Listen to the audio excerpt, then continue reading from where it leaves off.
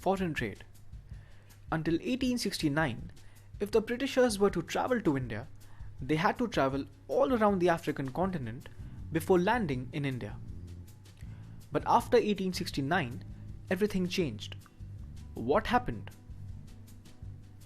Well, the Britishers constructed the Suez Canal, which connected the Mediterranean Sea to the Red Sea. The route became very short, which meant ships from Britain could move back and forth easily. In the last part, we talked about how the Britishers maintained a monopoly over India's exports and imports. Raw materials such as raw cotton and raw silk were exported from India at very cheap prices, and finished consumer products like cotton clothes and silk clothes were imported into India. Thus, the British took complete control of India's foreign trade. But how did the opening of the Suez Canal affect the Indian foreign trade?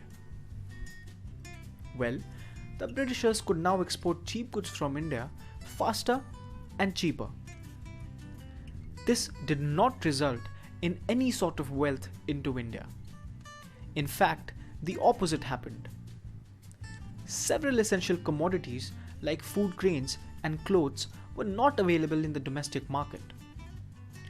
The British made tremendous profit out of this practice, enough to fund their wars and maintain their colonies. It was nothing but excessive draining of the Indian wealth. Infrastructure. Many claim that the Britishers gave India the railways, roads, water transport, and telegraph. But were they really gifts? Or were they devices like the Suez Canal to speed up the raw material extraction process? The roads in India before the British were not made for modern transport. The Britishers made the roads so that their transport could carry raw materials to the nearest port or railway station. And from there, the raw materials would go to Britain. The railways, which was established in 1850 by the British, however, had one benefit. It broke the cultural and geographical barriers of India, enriching India socially.